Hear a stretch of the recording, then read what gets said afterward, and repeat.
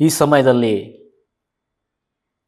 ಮಾರ್ಕನು ಬರೆದ ಸುವಾರ್ತೆ 5ನೇ ಅಧ್ಯಾಯ 1ರಿಂದ 20 ವಚನಗಳನ್ನು ನಾವು ಧ್ಯಾನ ಮಾಡುವವರಾಗಿದ್ದೇವೆ. ಮಾರ್ಕನು ಬರೆದ ಸುವಾರ್ತೆ 5ನೇ ಅಧ್ಯಾಯ 1ರಿಂದ 20 ವಚನ. ಇದು ಎಲ್ಲರಿಗೂ ಬಹಳ ಚೆನ್ನಾಗಿ ಗೊತ್ತಿರುವಂಥ ಒಂದು ವಿಷಯ. ದೆವ್ವಗಳ ದಂಡಿನಿಂದ ಹಿಡಿಯಲ್ಪಟ್ಟವನ ಕುರಿತಾದ ಒಂದು ವಿಷಯವನ್ನು ನಾವು ನೋಡುತ್ತೇವೆ. 1ನೇ ವಚನದಲ್ಲಿ ಈ ರೀತಿಯಾಗಿ ಹೇಳಲ್ಪಡುತ್ತದೆ. ಆಮೇಲೆ ಅವರು ಸಮುದ್ರದ ಆಚೆ ದಡಕ್ಕೆ ಗೆರಸೇನರ ಸೀಮೆಗೆ ಮುಟ್ಟಿದರು. ಆತನು ದೋಣಿಯಿಂದ ಇಳಿದು ಬಂದ ಕೂಡಲೇ ದೆವ್ವ ಹಿಡಿದನೊಬ್ಬ ಸಮಾಧಿಯ ಗವಿಗಳಿಂದ ಆತನೆದುರಿಗೆ ಬಂದನು. ಅವನಿಗೆ ಸಮಾಧಿಯ ಗವಿಗಳೇ ವಾಸಸ್ಥಳವಾಗಿದ್ದವು. ಅವನನ್ನು ಅನೇಕ ಸಾರಿ ಬೇಡಿಗಳಿಂದಲೂ ಸರಪಣಿಗಳಿಂದಲೂ ಕಟ್ಟಿದರು. ಅವನು ಸರಪಣಿಗಳನ್ನು ಕಿತ್ತು ಬೇಡಿಗಳನ್ನು ಮುರಿದು ಹಾಕಿದನು. ಅವನನ್ನು ಇನ್ನು ಯಾರೂ ಸರಪಣಿಯಿಂದಾದರೂ ಕಟ್ಟಲಾರದೆ ಹೋದರು. ಅವನನ್ನು ಹತೋಟಿಗೆ ತರುವುದಕ್ಕೆ ಯಾರಿಂದಲೂ ಆಗಲಿಲ್ಲ. ಅವನು ನಿತ್ಯ ರಾತ್ರಿ ಹಗಲು ಸಮಾಧಿಯ ಗವಿಗಳಲ್ಲಿಯೂ ಗುಡ್ಡಗಳಲ್ಲಿಯೂ ಆರ್ಭಟಿಸುತ್ತಾ ಕಲ್ಲುಗಳಿಂದ ತನ್ನನ್ನು ಕಡಿದುಕೊಳ್ಳುತ್ತಾ ಇದ್ದನು. ಅವನು ಯೇಸುವನ್ನು ದೂರದಿಂದ ಕಂಡು ಓಡಿ ಬಂದು ಆತನಿಗೆ ಅಡ್ಡ ಬಿದ್ದು ಮಹಾಶಬ್ದದಿಂದ ಆರ್ಭಟಿಸಿ, ಯೇಸುವೇ, ಪರಾತ್ಪರನಾದ ದೇವರ ಮಗನೇ, ನನ್ನ ಗೊಡವೆ ನಿನಗೇಕೆ? ದೇವರಾಣೆ ನನ್ನನ್ನು ಕಾಡಬೇಡ ಎಂದು ಹೇಳಿದನು. ಯಾಕೆಂದರೆ ಎಲ್ಲಾ ದೇವ ಇವನನ್ನು ಬಿಟ್ಟು ಹೋಗು ಎಂದು ಯೇಸು ಹೇಳಿದನು. ಮತ್ತು ನಿನ್ನ ಹೆಸರೇನೆಂದು ಅವನನ್ನು ಕೇಳಿದಕ್ಕೆ ಅವನು, ನನ್ನ ಹೆಸರು ದಂಡು, ಯಾಕೆಂದರೆ ನಾವು ಬಹುಮಂದಿ ಇದ್ದೇವೆ ಎಂದು ಹೇಳಿ ನಮ್ಮನ್ನು ಈ ಸೀಮೆಯಿಂದ ಹೊರಡಿಸಬೇಡವೆಂದು ಆತನನ್ನು ಬಹಳವಾಗಿ ಬೇಡಿಕೊಂಡನು. ಅಲ್ಲಿಯ ಗುಡ್ಡದಲ್ಲಿ ಹಂದಿಗಳ ದೊಡ್ಡ ಹಿಂಡು ಮೇಯುತ್ತಿತ್ತು. ಆ ದೆವ್ವಗಳು ಆ ಹಂದಿಗಳೊಳಗೆ ಸೇರಿಕೊಳ್ಳುವುದಕ್ಕೆ ನಮ್ಮನ್ನು ಕಳುಹಿಸಿಕೊಡು ಎಂದು ಬೇಡಿಕೊಂಡವು. ಆತನು ಆಗಲಿ ಎಂದು ಅವುಗಳಿಗೆ ಅಪ್ಪಣೆ ಕೊಡಲು ಆ ದೆವ್ವಗಳು ಹೊರಗೆ ಬಂದು ಹಂದಿಗಳೊಳಗೆ ಹೊಕ್ಕವು. ಆ ಗುಂಪು ಕಡಿದಾದ ಸ್ಥಳದಿಂದ ಸಮುದ್ರದಲ್ಲಿ ಬಿದ್ದು ಅಲ್ಲಿ ಉಸಿರುಗಟ್ಟಿ ಸತ್ತಿತ್ತು. ಹೆಚ್ಚು ಕಡಿಮೆ 2,000 ಹಂದಿಗಳಿದ್ದವು. ಅವುಗಳನ್ನು ಮೇಯಿಸುವವರು ಓಡಿ ಹೋಗಿ ಆ ಊರಲ್ಲಿಯೂ ಹಳ್ಳಿಗಳಲ್ಲಿಯೂ ತಿಳಿಸಲು ಜನರು ನಡೆದ ಸಂಗತಿ ಏನೆಂದು ನೋಡುವುದಕ್ಕೆ ಹೊರಟು ಯೇಸುವಿದ್ದಲ್ಲಿಗೆ ಬಂದು ಆ ದೆವ್ವ ಹಿಡಿದವನು, ಅಂದರೆ ದೆವ್ವಗಳ ದಂಡಿನಿಂದ ಹಿಡಿಯಲ್ಪಟ್ಟವನು, ಬಟ್ಟೆಗಳನ್ನು ಹಾಕಿಕೊಂಡು ಸ್ವಸ್ಥ ಬುದ್ಧಿಯಿಂದ ಕೂತಿರುವುದನ್ನು ನೋಡಿ ಹೆದರಿದರು. ನಡೆದ ಸಂಗತಿಯನ್ನು ನೋಡಿದವರು ಆ ದೆವ್ವ ಹಿಡಿದವನಿಗೆ ಹೀಗೆ ಹೇಗಾಯಿತೆಂದು ಹಂದಿಗಳ ವಿಷಯವನ್ನು ಅವರಿಗೆ ವಿವರಿಸಲು ಅವರು ತಮ್ಮ ಸೀಮೆಯನ್ನು ಬಿಟ್ಟು ಹೋಗಬೇಕೆಂದು ಯೇಸುವನ್ನು ಬೇಡಿಕೊಂಡರು. ಆತನು ದೋಣಿಯನ್ನು ಹತ್ತುವಾಗ ಆ ದೆವ್ವ ಹಿಡಿದವನು, ನಾನು ನಿನ್ನ ಬಳಿಯಲ್ಲಿ ಇರುತ್ತೇನೆಂದು ಆತನನ್ನು ಬೇಡತೊಡಗಿದನು. ಆದರೆ ಆತನು ಅವನನ್ನು ಇರಗೊಡದೆ ಅವನಿಗೆ, ನೀನು ನಿನ್ನ ಮನೆಗೂ ನಿನ್ನ ಜನರ ಬಳಿಗೂ ಹೋಗಿ ಸ್ವಾಮಿ ನಿನ್ನಲ್ಲಿ ಕರುಣೆ ಇಟ್ಟು ನಿನಗೆ ಎಂತೆಂಥ ಉಪಕಾರಗಳನ್ನು ಮಾಡಿದ್ದಾನೋ ಅದನ್ನು ಹೇಳು ಅಂದನು. ಅವನು ಹೊರಟು ಹೋಗಿ ಯೇಸು ತನಗೆ ಮಾಡಿದ ಉಪಕಾರಗಳನ್ನು ದೆಕಪೋಲಿ ಎಂಬ ಸೀಮೆಯಲ್ಲಿ ಸಾರುವುದಕ್ಕೆ ಪ್ರಾರಂಭಿಸಿದನು. ಎಲ್ಲರೂ ಆಶ್ಚರ್ಯಪಟ್ಟರು. ಈ ಒಂದು ಸಂಗತಿಯನ್ನು ನೋಡುವಾಗ ಮಾರ್ಕನು ಬರೆದ ಸುವಾರ್ತೆ 5ನೇ ಅಧ್ಯಾಯದಲ್ಲಿ ಅಲ್ಲಿ ಒಬ್ಬ ದೆವ್ವ ಹಿಡಿದ ವ್ಯಕ್ತಿಯ ಕುರಿತಾಗಿ ನಾವು ನೋಡುತ್ತೇವೆ. ದೆವ್ವ ಪೀಡಿತನು. 3 ವಿಷಯಗಳನ್ನು ನಾವು ಗಮನಿಸ್ತೇವೆ. ಮೊದಲನೇದಾಗಿ ಆತನ ಸ್ಥಾನ, ಈ ದೆವ್ವ ಹಿಡಿದವನು ಇದ್ದಂಥ ಸ್ಥಾನ. ಸೊ ಈ ಯಾವ ಸ್ಥಾನದಲ್ಲಿ ಈತನು ಇದ್ದನು? ಈ ದೆವ್ವ ಪೀಡಿತನು ಈತನು ಸಮಾಧಿಯ ಗವಿಗಳಲ್ಲಿ ವಾಸ ಮಾಡುವಂಥ ವ್ಯಕ್ತಿಯಾಗಿದ್ದನು. ಸಮಾಧಿಯ ಗವಿಗಳೇ ಈತನ ವಾಸಸ್ಥಾನವಾಗಿತ್ತು. ಈತನು ಏಕಾಂತವಾಗಿ ಜೀವಿಸಿದಂಥ ವ್ಯಕ್ತಿಯಾಗಿದ್ದನು. ಏಕಾಂತದಲ್ಲಿ ಬದುಕುತ್ತಿದ್ದನು. ಮತ್ತೆ ಖಿನ್ನತೆಗೊಳಗಾಗಿದ್ದನು. ಶವಗಳ ಮಧ್ಯದಲ್ಲಿ ಜೀವಿಸಿದನು, ಅಂದರೆ ಸತ್ತವರ ಮಧ್ಯದಲ್ಲಿ ಜೀವಿಸುವಂಥ ಒಬ್ಬ ವ್ಯಕ್ತಿಯಾಗಿದ್ದನು. ಮತ್ತು ಈತನ ಆಶ್ರಯ ಸ್ಥಾನವು ಆ ಸಮಾಧಿಯ ಗವಿಗಳೇ ಆಗಿತ್ತು. ಆ ಸಮಾಧಿಯ ಗವಿಗಳಲ್ಲಿ ಒಬ್ಬನೇ ಅಲ್ಲಿ ಚೀರಾಡುತ್ತಾ, ಗೋಲಾಡುತ್ತಾ, ಕೂಗಾಡುತ್ತಾ ರಾತ್ರಿ ಹಗಲು ಆ ಸಮಾಧಿಯ ಗವಿಗಳಲ್ಲಿ ದೆವ್ವ, ಅಂದರೆ ಸತ್ತವರ ಮಧ್ಯದಲ್ಲಿ ಈತನು ವಾಸ ಮಾಡುತ್ತಾ ಇದ್ದನು. ಏಕಾಂತವಾಗಿ ವಾಸ ಮಾಡ್ತಾ ಇದ್ದನು. ಅದ ನಂತರ ಆತನ ಸ್ಥಿತಿ ನಾವು ನೋಡುವುದಾದರೆ ಆತನ ಸ್ಥಿತಿ ಹೇಗಿತ್ತು? ಈ ಸಮಾಧಿಯಲ್ಲಿ ವಾಸ ಮಾಡುತ್ತಿದ್ದಂಥ ಈ ಒಂದು ದೆವ್ವ ಹಿಡಿದಂಥ ವ್ಯಕ್ತಿಯ ಸ್ಥಿತಿ ಹೇಗಿತ್ತು? ಆತನ ಸ್ಥಿತಿ ಹೇಗಿತ್ತು ಅಂದರೆ, ಆತನು ಯಾವಾಗಲೂ ಆ ಒಂದು ಘೋರ ಒಂದು ವೈಲ್ಡ್ ಅನಿಮಲ್ಸ್, ಅಂದರೆ ಯಾವ ರೀತಿ ಒಂದು ಘೋರ ಪ್ರಾಣಿ ಯಾವ ರೀತಿ ಇರುತ್ತದೋ ಆ ರೀತಿಯಲ್ಲಿ ಜೀವಿಸ್ತಾ ಇದ್ದ. ಆತನು ಸಮಾಧಿಯ ಗವಿಗಳಲ್ಲೇ ವಾಸ ಮಾಡ್ತಾ ಇದ್ದ. ಬೆತ್ತಲೆಯಾಗಿದ್ದ. ಅವನ ಮೈಯಲ್ಲಿ ಯಾವ ಬಟ್ಟೆ ಧರಿಸ್ತಿರಲಿಲ್ಲ. ಆತನು ಸಾಮಾನ್ಯ ಜ್ಞಾನದಲ್ಲಿ ಇದ್ದಿಲ್ಲ. ಆತನು ದಿನಾ ರಾತ್ರಿ ಹಗಲು ಆ ಸಮಾಧಿಗಳಲ್ಲಿ ಓಡಾಡ್ತಾ ಇದ್ದ. ಉದಾಹರಣೆಗೆ ಒಂದು ಹುಚ್ಚಿಡಿದ ನಾಯಿ ಯಾವ ರೀತಿ ಒಂದು ಸ್ಥಳದಲ್ಲಿ ನಿಲ್ಲೋದಿಲ್ಲ, ಅದು ಓಡಾಡುತ್ತಾ ಇರುತ್ತೆ, ತಿರುಗಾಡ್ತಾ ಇರುತ್ತದೆ. ಅದೇ ರೀತಿಯಾಗಿ ಈ ವ್ಯಕ್ತಿ ಕೂಡ ರಾತ್ರಿ ಹಗಲು ಎಂಬುದಾಗಿ ನೋಡದೆ ಕಿರುಚಾಡುತ್ತಾ ಚೀರಾಡುತ್ತಾ ಆ ಒಂದು ಸಮಾಧಿಯ ಗವಿಗಳಲ್ಲಿ ಓಡಾಡುತ್ತಾ ತಿರುಗಾಡುತ್ತಾ ಇದ್ದನು. ಕಲ್ಲುಗಳನ್ನು ತೆಗೆದುಕೊಂಡು ತನ್ನನ್ನು ತಾನೇ ಗಾಯ ಮಾಡಿಕೊಳ್ಳುತ್ತಾ ಇದ್ದನು. ಆತನು ತನ್ನ ಆ ಒಂದು ವೇದನೆಯಿಂದ, ಆತನಲ್ಲಿ ದೇವರ ವಾಕ್ಯ ಹೇಳುತ್ತದೆ, ಹೆಚ್ಚು ಕಡಿಮೆ 2,000 ದೆವ್ವಗಳು ಆತನಲ್ಲಿ ಹೊಕ್ಕಿದವು. ಒಬ್ಬ ಮನುಷ್ಯನಲ್ಲಿ ಒಂದು ದೆವ್ವ ಇದ್ದರೆ ಆತನ ಪರಿಸ್ಥಿತಿ ಹೇಗಿರುತ್ತದೆ? ಆದರೆ ಈತನಲ್ಲಿ ಇರುವುದು 2,000 ದೆವ್ವಗಳು. ಈ 2,000 ದೆವ್ವಗಳನ್ನು ಹೊಂದಿರುವಂಥ ಈ ವ್ಯಕ್ತಿಯ ಪರಿಸ್ಥಿತಿ ಹೇಗಿರಬೇಕು? ರಾತ್ರಿ ಹಗಲು ಆತನು ಹೋರಾಡ್ತಾ ಇದ್ದಾನೆ, ಚೀರಾಡ್ತಾ ಇದ್ದಾನೆ, ಆ ಬಂಧನದಿಂದ ಬಿಡುಗಡೆ ಹೊಂದಲಿಕ್ಕೆ ಈತನು ಕಿರುಚಾಡ್ತಾ ಇದ್ದಾನೆ. ಆದರೆ ಈತನಿಂದ ಸಾಧ್ಯವಾಗ್ತಾ ಇಲ್ಲ. ಆತನು ತನ್ನ ನೋವನ್ನು ತೀರಿಸಿಕೊಳ್ಳುವುದಕ್ಕಾಗಿ ಅಲ್ಲಿರುವ ಕಲ್ಲನ್ನು ತೆಗೆದುಕೊಂಡು ಜಜ್ಜಿಕೊಳ್ಳುತ್ತಾ ಇದ್ದಾನೆ. ಆತನ ದೇಹದಲ್ಲಿ ರಕ್ತವಿದೆ, ರಕ್ತ ಹರಿತಾ ಇದೆ, ಬಟ್ಟೆ ಇಲ್ಲ, ವಿಕಾರವಾಗಿದ್ದಾನೆ. ಅನೇಕ ವರ್ಷಗಳು ಸ್ನಾನ ಮಾಡಿಲ್ಲ, ಮೈಯೆಲ್ಲ ಒಂದು ದುರ್ವಾಸನೆಯಿಂದ ತುಂಬಿದೆ. ಈತನ ಸ್ಥಿತಿ ಊಹಿಸಲಾಗದಂಥ ಸ್ಥಿತಿಯಾಗಿದೆ. ಇಂಥ ವ್ಯಕ್ತಿ ಯೇಸು ಕ್ರಿಸ್ತನನ್ನು ಭೇಟಿಯಾದ ನಂತರ, ಇಂಥ ಘೋರವಾದ ಒಂದು ವಿಚಿತ್ರವಾದ ವ್ಯಕ್ತಿ ಯೇಸು ಕ್ರಿಸ್ತನನ್ನು ಭೇಟಿಯಾದ ನಂತರ ಆತನ ಜೀವನ ಹೇಗೆ ಬದಲಾಯಿತು? ಆತನ ಜೀವ ಹೇಗೆ ಬದಲಾಯಿತು ನಾವು ನೋಡಲಿಕ್ಕೆ ಹೋಗುತ್ತಾ ಇದ್ದೇವೆ. ಮೊದಲನೇದಾಗಿ ನಾವು ನೋಡ್ತೇವೆ, ವೆನ್ ಜೀಸಸ್ ಮೆಟ್ ಹಿಮ್, ಯೇಸು ಕ್ರಿಸ್ತನು ಆತನನ್ನು ಭೇಟಿ ಮಾಡಿದನು. ಎಲ್ಲಿ ಭೇಟಿ ಮಾಡಿದನು? ಆ ಸಮಾಧಿಯ ಗವಿಗಳಲ್ಲಿ, ಈತನಿರುವಂಥ ಸ್ಥಳದಲ್ಲಿ ಯೇಸು ಕ್ರಿಸ್ತನು ಈತನನ್ನು ಭೇಟಿ ಮಾಡಿದನು. ಈತನನ್ನು ನೋಡಿದ ಕೂಡಲೇ ಆ ಒಂದು ವ್ಯಕ್ತಿ ಏನು ಮಾಡಿದನು? ದೂರದಿಂದ ಓಡಿ ಬಂದು ಯೇಸುವಿನ ಮೊಣಕಾಲಿಗೆ ಅಡ್ಡ ಬಿದ್ದನು. ಓಡಿ ಬಂದು ಆತನು ತನ್ನ ಸರೆಂಡರ್ ಆದನು. ಇಲ್ಲಿ ದೇವರ ವಾಕ್ಯ ಹೇಳುತ್ತದೆ, ಈತನು ಸರಪಣಿಗಳಿಂದ ಕಟ್ಟಲ್ಪಡ್ತಾ ಇದ್ದನು. ಅನೇಕ ಜನರು ಈತನಿಗೆ ಸಹಾಯ ಮಾಡಲಿಕ್ಕೆ ಮುಂದೆ ಬರಲಿಕ್ಕೆ ಇಷ್ಟಪಡ್ತಿದ್ರು, ಆದರೆ ಯಾರು ಕೂಡ ಬರಲಿಕ್ಕೆ ಇಷ್ಟ ಆಗ್ತಾ ಇರಲಿಲ್ಲ. ಈತನನ್ನು ಭೇಟಿ ಈತನಿಗೆ ಸಹಾಯ ಮಾಡಲಿಕ್ಕೆ ಯಾರಿಂದಲೂ ಆಗ್ತಾ ಇರಲಿಲ್ಲ. ಅಷ್ಟು ಕಠಿಣವಾದಂಥ ಒಬ್ಬ ವ್ಯಕ್ತಿ. ಈ ವ್ಯಕ್ತಿಯ ಜೀವನ ಯೇಸು ಕ್ರಿಸ್ತ ಬಂದ ನಂತರ ಹೇಗೆ ಬದಲಾಯಿತು? ಇವತ್ತು ನಮ್ಮ ಜೀವನ ಹೇಗೆ ಇದೆ? ಯೇಸು ಕ್ರಿಸ್ತನು ಇಲ್ಲದಂಥ ಜೀವನ, ಯೇಸು ಕ್ರಿಸ್ತನು ಬಂದ ನಂತರ ನಮ್ಮ ಜೀವನ ಹೇಗೆ ಬದಲಾಗುತ್ತದೆ? ಈ ಒಂದು ಸನ್ನಿವೇಶದಲ್ಲಿ ನಾವು ನೋಡುತ್ತೇವೆ. ಮೊದಲನೇದಾಗಿ 3 ಮತ್ತು 4 ವಚನ ಈ ರೀತಿಯಾಗಿ ಹೇಳುತ್ತದೆ, ಅವನಿಗೆ ಸಮಾಧಿಯ ಗವಿಗಳೇ ವಾಸಸ್ಥಳವಾಗಿದ್ದವು.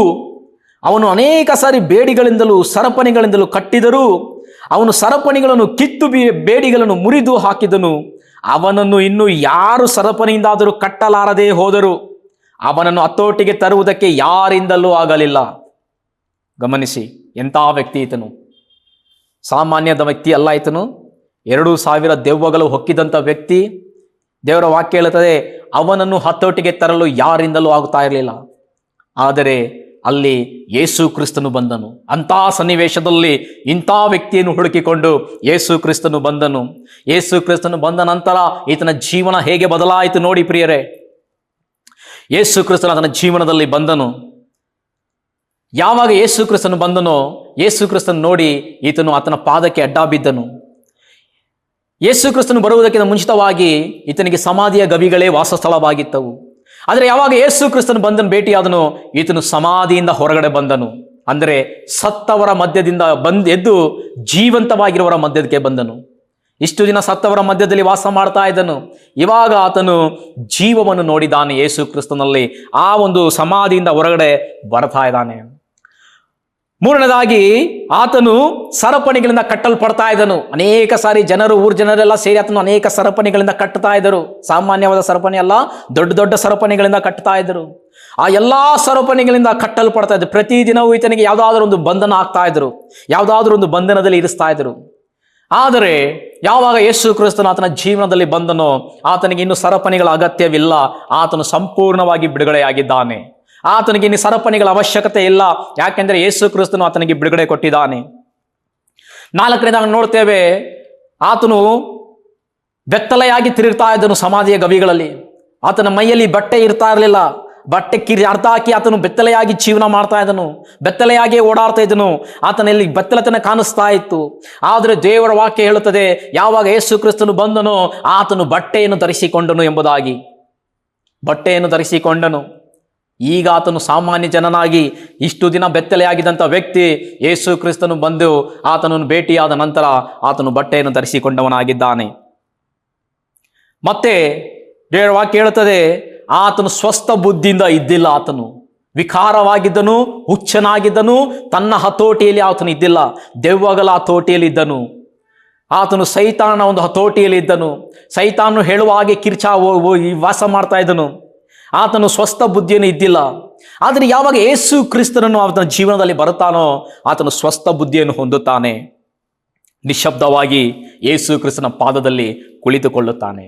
ಅದ ನಂತರ ದೇವರ ವಾಕ್ಯ ಹೇಳುತ್ತದೆ, ಆತನು ಬಿಡುಗಡೆಯನ್ನು ಹೊಂದಿ, ಸ್ವಸ್ಥ ಬುದ್ಧಿಯನ್ನು ಹೊಂದಿ, ಬಟ್ಟೆಯನ್ನು ಧರಿಸಿಕೊಂಡು ಅಲ್ಲಿ ಯೇಸು ಸ್ವಾಮಿಯ ಪಾದದಲ್ಲಿ ಕುಳಿತುಕೊಂಡಿರುವಾಗ, ಆ ನಂತರ ಯೇಸು ಕ್ರಿಸ್ತನು ಆ ಸ್ಥಳದಿಂದ ಬಿಟ್ಟು ಹೊರಗೆ ಹೋಗುವಾಗ ಆತನು ಹೇಳ್ತಾನೆ, ಯೇಸು ಸ್ವಾಮಿ, ನಾನು ಕೂಡ ಇನ್ನ ಸಂಗಡ ಬರುತ್ತೇನೆಂಬುದಾಗಿ. ಆಗ ಯೇಸು ಕ್ರಿಸ್ತ ಹೇಳ್ತಾನೆ, ನೀನು ನಿನ್ನ ಮನೆಯ ಬಳಿಗೆ ಹೋಗು, ನಿನ್ನ ಜನರ ಬಳಿಗೆ ಹೋಗು, ಅವರೆಲ್ಲರಿಗೂ ದೇವರಿನ ಜೀವಿತದಲ್ಲಿ ಮಾಡಿದ ಉಪಕಾರಗಳನ್ನು ತಿಳಿಸು ಎಂಬುದಾಗಿ ಹೇಳ್ತಾ ಇದ್ದಾನೆ. ಈ ಒಂದು ಸಂಗತಿ ನಾವು ಈ ಒಂದು 5ನೇ ಅಧ್ಯಾಯದಲ್ಲಿ ನೋಡ್ತೇವೆ, 1-20 ವಚನದಲ್ಲಿ. ಇದರಲ್ಲಿ ನಾವು ತಿಳಿಯಬೇಕಾದ ಅಂಶ ಏನು? ಆ ಒಂದು ವ್ಯಕ್ತಿಗೂ ನಮಗೂ ಏನು ಸಂಬಂಧ? ಯಾಕೆ ನಾವು ಇವತ್ತು ಆತನ ಕುರಿತಾಗಿ ಧ್ಯಾನ ಮಾಡ್ತಾ ಇದ್ದೇವೆ? ಯಾಕೆಂದರೆ ಈ ವ್ಯಕ್ತಿ ಸಮಾಧಿಗಳಲ್ಲಿ ಸತ್ತವರ ಮಧ್ಯದಲ್ಲಿ ಜೀವನ ಮಾಡ್ತಾ ಇದ್ದನು.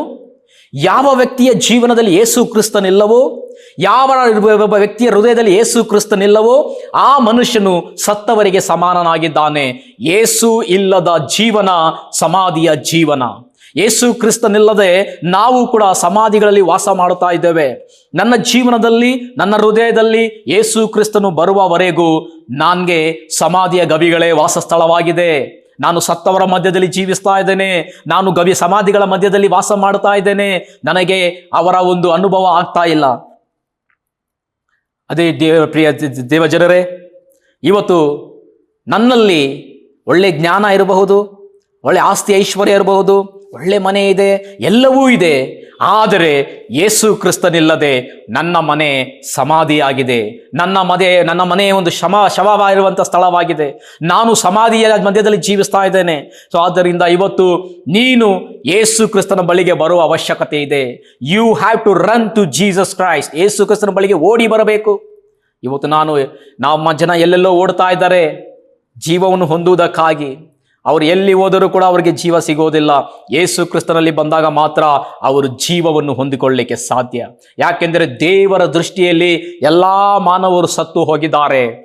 ದೇವರ ದೃಷ್ಟಿಯಲ್ಲಿ ಪಾಪ ಮಾಡಿದ ಎಲ್ಲರೂ ಕೂಡ ಪಾಪದ ನಿಮಿತ್ತವಾಗಿ ದೇವರ ದೃಷ್ಟಿಯಲ್ಲಿ ಈ ಲೋಕವು ಸತ್ತು ಹೋಗಿದೆ.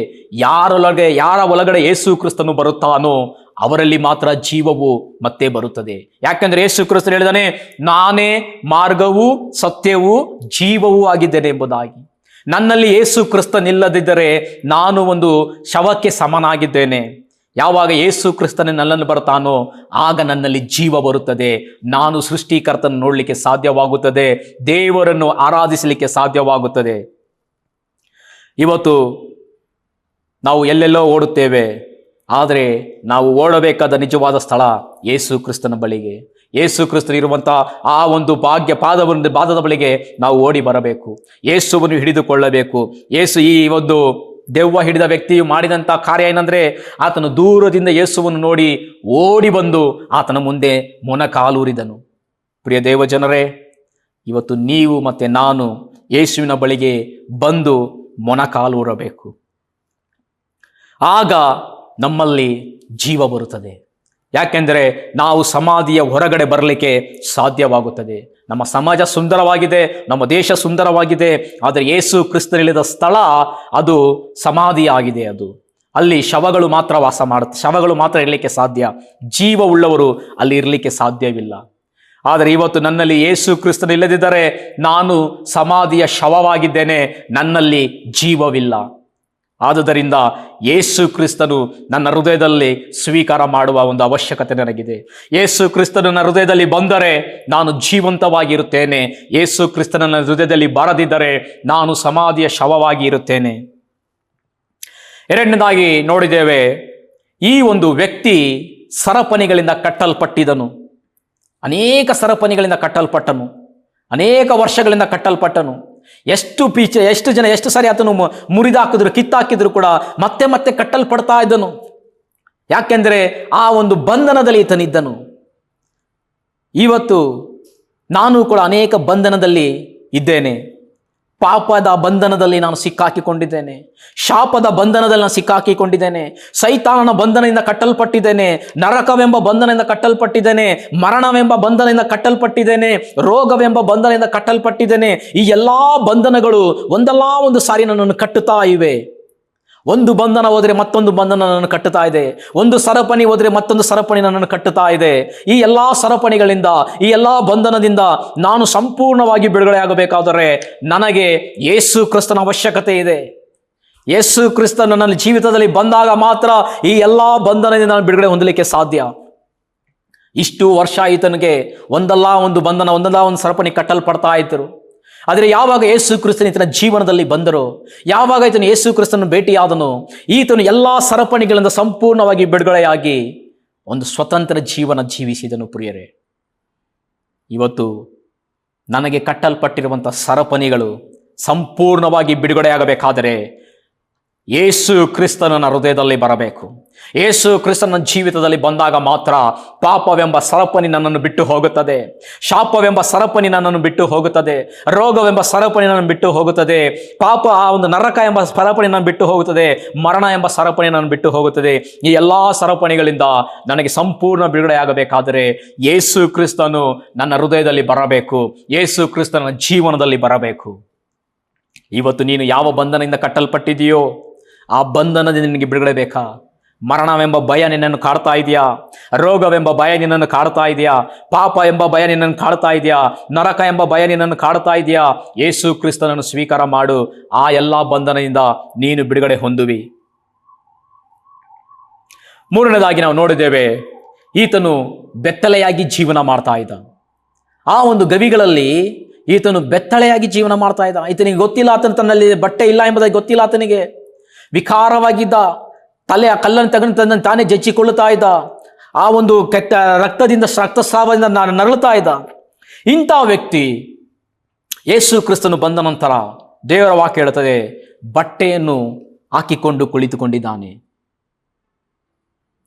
15ನೇ ವಚನದಲ್ಲಿ ನೋಡ್ತೇವೆ, ದೆವ್ವಗಳ ದಂಡಿನಿಂದ ಹಿಡಿಯಲ್ಪಟ್ಟವನು ಬಟ್ಟೆಗಳನ್ನು ಹಾಕಿಕೊಂಡು ಕುಳಿತಿರುವುದನ್ನು ನೋಡುತ್ತೇವೆ. ಇಷ್ಟು ದಿನ ಈತನಿಗೆ ಬಟ್ಟೆಯ ಒಂದು ಬೆಲೆ ಗೊತ್ತಿರಲಿಲ್ಲ, ಬೆತ್ತಲೆಯಾಗಿದ್ರು ಈತನಿಗೆ ಕಾಣಿಸ್ತಾ ಇಲ್ಲ, ಏನೂ ಆಗ್ತಾ ಇರಲಿಲ್ಲ. ಆದರೆ ಈಗ ಈತನ ಬೆತ್ತಲತನ ಕಾಣಿಸ್ತಾ ಇದೆ, ಈತನಿಗೆ ಬಟ್ಟೆಯ ಅವಶ್ಯಕತೆ ಇದೆ. ಆ ಒಂದು ಬಟ್ಟೆ ಯೇಸು ಕ್ರಿಸ್ತನ ಆತನಿಗೆ ಕೊಟ್ಟಿದ್ದನು. ಆ ಯೇಸು ಕ್ರಿಸ್ತನ ಕೊಟ್ಟ ಬಟ್ಟೆಯನ್ನು ಹಾಕಿಕೊಂಡು ಈತನು ಬಹಳ ಚೆನ್ನಾಗಿ ಕುಳಿತುಕೊಂಡಿದ್ದಾನೆ. ನೋಡಿ ಪ್ರಿಯರೇ, ದೇವರ ದೃಷ್ಟಿಯಲ್ಲಿ ನಾವೆಲ್ಲರೂ ಬೆತ್ತಲೆಯಾಗಿದ್ದೇವೆ. ದೇವರ ದೃಷ್ಟಿಯಲ್ಲಿ ನಾವೆಲ್ಲರೂ ಬೆತ್ತಲೆಯಾಗಿದ್ದೇವೆ. ಪಾಪದ ನಿಮಿತ್ತ ನನ್ನ ಬೆತ್ತಲತನ ದೇವರಿಗೆ ಕಾಣಿಸ್ತಾ ಇದೆ.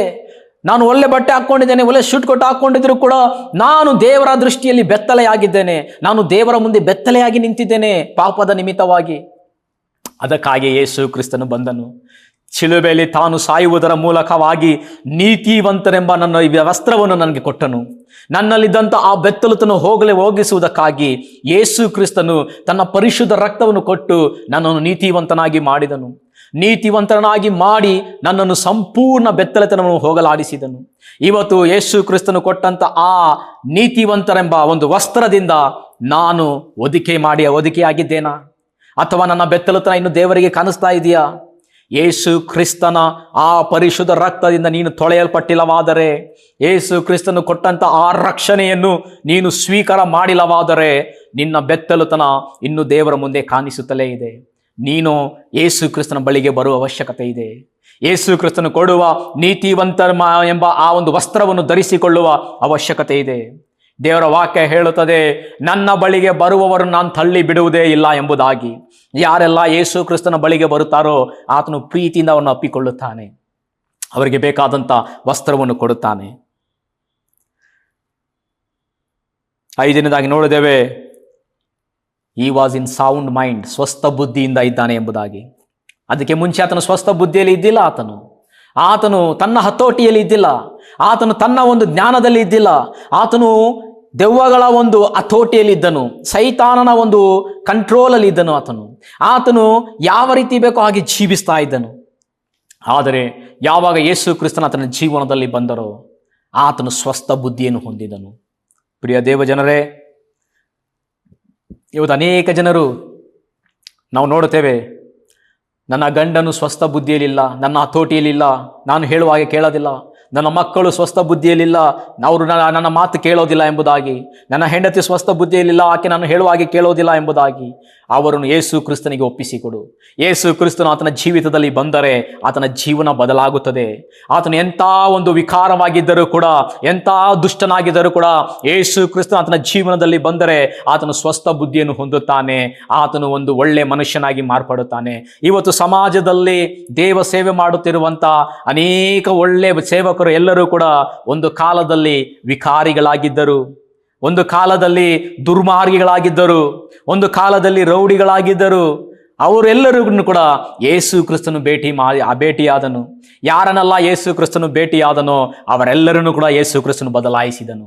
ಇವತ್ತು ನನ್ನನ್ನು ನಿನ್ನನ್ನು ಬದಲಾಯಿಸುವುದಕ್ಕಾಗಿ ಯೇಸು ಕ್ರಿಸ್ತನು ಪರಲೋಕದಿಂದ ಇಳಿದು ಬಂದಿದ್ದಾನೆ. ನಿನ್ನ ಜೀವನ ಬದಲಾಗಬೇಕಾ? ಯೇಸು ಕ್ರಿಸ್ತನ ಬಳಿಗೆ ಬಾ. ನಿನ್ನ ಮಕ್ಕಳ ಜೀವನ ಬದಲಾಗಬೇಕಾ? ಯೇಸು ಕ್ರಿಸ್ತನ ಬಳಿಗೆ ಬಾ. ನಿನ್ನ ಗಂಡನ ಜೀವನ ಬದಲಾಗಬೇಕಾ? ಯೇಸು ಕ್ರಿಸ್ತನ ಬಳಿಗೆ ಬಾ. ಯೇಸು ಕ್ರಿಸ್ತನ ಬಳಿಗೆ ಬರುವಾಗ ಆತನು ಸ್ವಸ್ಥ ಬುದ್ಧಿಯನ್ನು ದಯಪಾಲಿಸುತ್ತಾನೆ. ಅದ ನಂತರ ನಾವು ನೋಡುತ್ತೇವೆ, ಈ ವ್ಯಕ್ತಿ, ವಿಕಾರವಾಗಿದ್ದಂಥ ವ್ಯಕ್ತಿ, ಸಮಾಧಿಯಲ್ಲಿ ವಾಸ ಮಾಡ್ತಿದ್ದಂಥ ವ್ಯಕ್ತಿ, ಬೆತ್ತಲೆಯಾಗಿದ್ದಂಥ ವ್ಯಕ್ತಿ, ಸ್ವಸ್ಥ ಬುದ್ಧಿ ಇಲ್ಲದಂಥ ವ್ಯಕ್ತಿ, ದಿನ ರಾತ್ರಿ ಹಗಲು ಆರ್ಭಟಿಸುತ್ತಾ ಕಿರುಚಾಡುತ್ತಾ ಘೋರವಾದ ಒಂದು ಸ್ಥಿತಿಯಲ್ಲಿದ್ದಂಥ ವ್ಯಕ್ತಿ ಯೇಸು ಕ್ರಿಸ್ತನನ್ನು ಭೇಟಿಯಾದ ನಂತರ ಬಹಳ ಸ್ತಬ್ಧನಾಗಿ ಹೋಗುತ್ತಾನೆ. ಆತನ ಜೀವನ ಬದಲಾಗುತ್ತದೆ. ಎಲ್ಲ ಬಿಡುಗಡೆಯಿಂದ, ಎಲ್ಲ ಒಂದು ಬಂಧನದಿಂದ ಬಿಡುಗಡೆ ಹೊಂದುತ್ತಾನೆ. ವಸ್ತ್ರವನ್ನು ಧರಿಸಿಕೊಳ್ಳುತ್ತಾನೆ. ಸ್ವಸ್ಥ ಬುದ್ಧಿಯನ್ನು ಹೊಂದುತ್ತಾನೆ. ಈಗ ಆತನಿಗೆ ಒಂದು ಕೋರಿಕೆ, ಯೇಸು ಕ್ರಿಸ್ತನ ಆ ಸ್ಥಳವನ್ನು ಬಿಟ್ಟು ಹೋಗಬೇಕೆಂಬುದಾಗಿ ಹೇಳಿದಾಗ ಈತ ಹೇಳ್ತಾನೆ, ಯೇಸು ಸ್ವಾಮಿ, ನನ್ನ ಜೀವನದಲ್ಲಿ ನೀನು ಮಾಡಿದ ಈ ಉಪಕಾರ ಬಹಳ ದೊಡ್ಡದು. ಇದರ ನಿಮಿತ್ತವಾಗಿ ನಾನು ಕೂಡ ನಿನ್ನ ಸಂಗಡನೆ ಬರುತ್ತೇನೆ ಎಂಬುದಾಗಿ ಹೇಳಿದಾಗ ಯೇಸು ಕ್ರಿಸ್ತನ ಹೇಳ್ತಾನೆ, ಮಗನೇ, ನೀನು ನನ್ನ ಬಳಿಗೆ ಬರಬೇಡ, ನನ್ನ ಸಂಗಡ ಬರಬೇಡ. ನಿನ್ನ ಮನೆಗೆ ಹೋಗು, ನಿನ್ನ ಊರಿನ ಬಳಿಗೆ ಹೋಗು, ನಿನ್ನ ಜನರ ಬಳಿಗೆ ಹೋಗು. ಅವರು ದೇವರಿನ ಜೀವಿತದಲ್ಲಿ ಮಾಡಿದ ಕಾರ್ಯಗಳನ್ನು ಅವರಿಗೆ ತಿಳಿಸು ಎಂಬುದಾಗಿ ಹೇಳಿದಾಗ ಈ ವ್ಯಕ್ತಿ ಏನು ಮಾಡ್ದ? ಕೂಡಲೇ ಯೇಸು ಕ್ರಿಸ್ತನ ಮಾತಿಗೆ ವಿಧೇಯನಾಗಿ ತನ್ನ ಮನೆಗೆ ಹೋದ, ತನ್ನ ಜನರ ಬಳಿಗೆ ಹೋದ, ತನ್ನ ಸಂಬಂಧಿಕರ ಬಳಿಗೆ ಹೋದ. ಇಷ್ಟು ದಿನ ಎಷ್ಟೋ ಜನರು ಈತನು ಹೀಯಾಳಿಸಿರಬಹುದು, ಎಷ್ಟೋ ಜನ ಇವತ್ತನ್ನು ಅವಮಾನ ಪಡಿಸಿರಬಹುದು, ಒಂದೊಂದು ಸಾರಿ ಈತನನ್ನು ಎಷ್ಟೋ ಜನ ಕಲ್ಲೆಸೆದು ಹೊಡೆದಿರಬಹುದು. ಅಂಥ ಜನರ ಬಳಿಗೆ ಹೋಗ್ತಾ ಇದ್ದಾನೆ. ಹೋಗಿ ಆತನು ಹೇಳ್ತಾ ಇದ್ದಾನೆ, ನೋಡಿ, ನೀವು ನನ್ನನ್ನು ನಿರಾಕರಿಸಿದ್ದೀರಿ, ನೀವು ನನ್ನನ್ನು ಕಲ್ಲೆಸೆದು ಹೊಡೆದಿರಿ, ನೀನು ನನ್ನನ್ನು ಅವಮಾನ ಮಾಡಿದ್ರಿ, ಆದರೆ ನಾನು ಯೇಸು ಕ್ರಿಸ್ತನನ್ನು ಭೇಟಿಯಾದೆ. ಆತನ ಜೀವನವನ್ನು ಬದಲಾಯಿಸಿಬಿಟ್ಟ. ಆತನ ಜೀವನವನ್ನು ಬದಲಾಯಿಸಿಬಿಟ್ಟ. ಯೇಸು ಕ್ರಿಸ್ತ ನನ್ನ ಜೀವನವನ್ನು ಹೇಗೆ ಬದಲಾಯಿಸಿದನೆಂಬ ಒಂದು ಒಳ್ಳೆ ಸಾಕ್ಷಿಯಾಗಿ ತನ್ನ ಊರಿನಲ್ಲಿ ಆತನು ತಿರುಗಾಡಿದನು. ಪ್ರಿಯರೇ, ಇವತ್ತು ದೇವರ ಮಕ್ಕಳು ಮಾಡಬೇಕಾದ ಕಾರ್ಯ, ಯೇಸು ಕ್ರಿಸ್ತನ ಜೀವನದಲ್ಲಿ ಬಂದಾಗ ನಿನ್ನ ಜೀವನ ಬದಲಾಗುತ್ತದೆ. ಯೇಸು ಕ್ರಿಸ್ತನ ಜೀವನದಲ್ಲಿ ಬಂದಾಗ ನಿನಗೆ ಬಿಡುಗಡೆಯಾಗುತ್ತದೆ. ಯೇಸು ಕ್ರಿಸ್ತನ ಜೀವನದಲ್ಲಿ ಬಂದಾಗ ನೀನು ಹೊಸ ಮನುಷ್ಯನಾಗಿರುತ್ತಿ. ಆಗ ನೀನು ಯೇಸು ಕ್ರಿಸ್ತನಿಗಾಗಿ ಒಂದು ಸಾಕ್ಷಿಯ ಜೀವನ ಜೀವಿಸಬೇಕು. ಈ ಒಂದು ವ್ಯಕ್ತಿಯ ಮೂಲಕವಾಗಿ ದೇವರು ನಮಗೆ ಕೊಟ್ಟಂಥ ಆಶೀರ್ವಾದಗಳನ್ನು ನೋಡಿ ನಾವು ದೇವರಿಗೆ ಮಹಿಮೆ ಸಲ್ಲಿಸೋಣ.